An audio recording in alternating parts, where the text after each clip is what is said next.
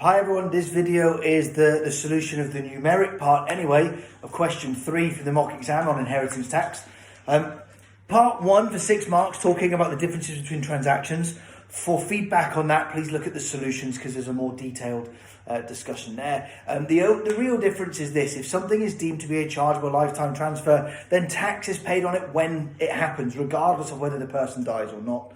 Whereas if something is not a chargeable lifetime transfer, it becomes potentially exempt, which means that it will either become exempt or it will become chargeable in the future, depending on whether someone passes away or not.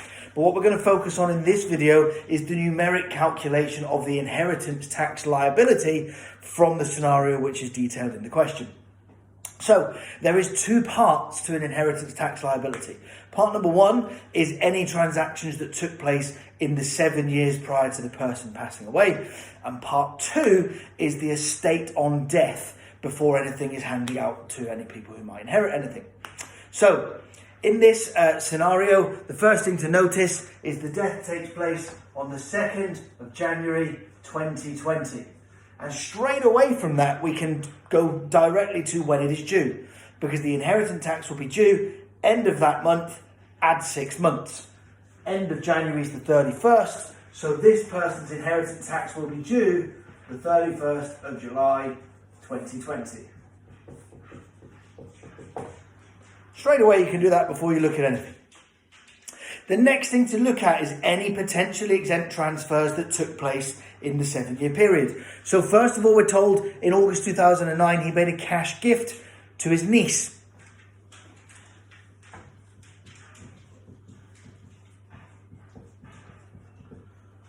Now, we're told he died in 2020, and this took place in 2009. So, instantly, older than 7 years, exempt. That transaction is not part of the inheritance tax calculation. However, the next one, which took place in 2017, is in that 7-year period. Therefore, it is taxable. So, the first thing we need to look at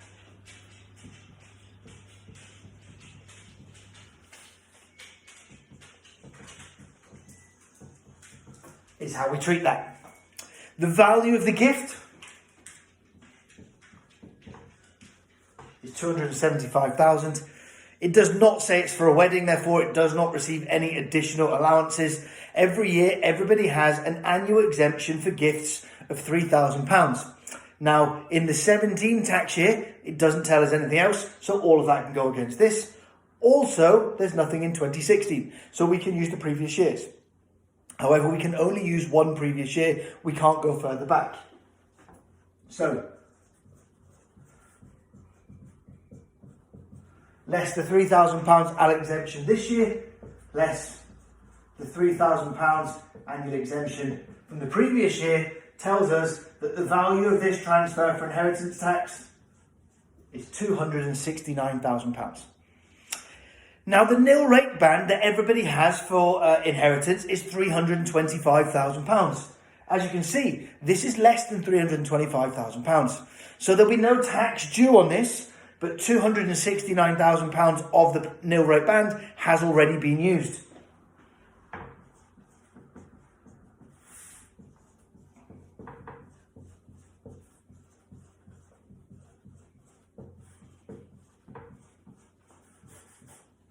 So it means that £56,000 of their nil rate band has not been used. And that is the amount that is available for them on death. That's this section done.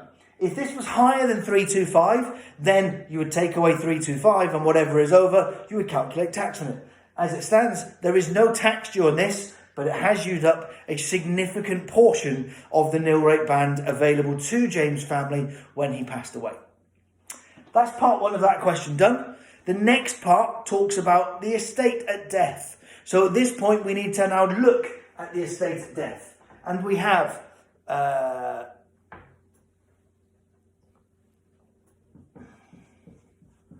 house which is valued at 350. Oh, I'm in the wrong place.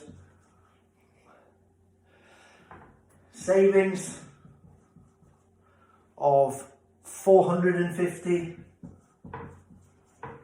and insurance of 200. Now, we're told in the question that the house will go to the wife.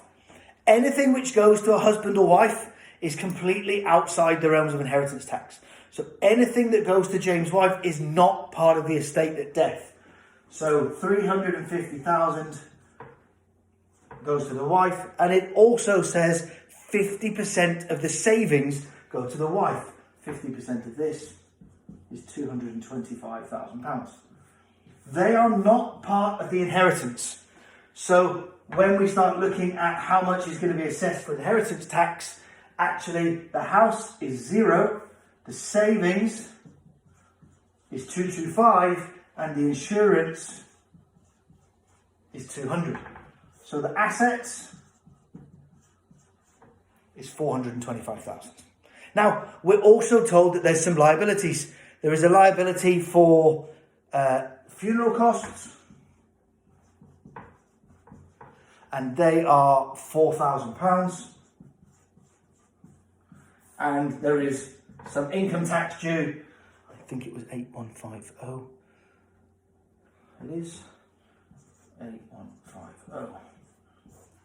This tells us that the amount here is 412850. That is the net amount of the estate for inheritance tax purposes. This is the figure now that we can say unused nil rate band. We still have £56,000 that wasn't used while he was alive. So that will come off of there. This means that the amount which is chargeable is 356,850. That is the amount on which inheritance tax will be paid.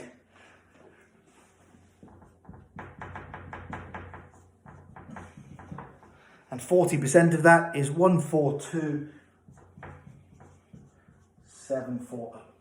So there is £425,000 worth of cash that's there to be given out to people other than the wife. 142,740 will be paid in tax, and the liabilities will be paid as well. These will all be paid by the personal representative, usually an executor of an estate or a solicitor who's been appointed by the person before they passed away. And this will all need to be paid by this date, and then all the money can go back. So really, 142, there is around about £270,000, which will then be shared out afterwards. That is all of the calculations for this. It says what's the liability, when is it due, who is responsible for it, the personal representatives. That is the full question for this in number 3. Apart from the discussion at the start, for those bits, you will need to just double check the solutions on Nile, because that will show you how to do the discussion bit.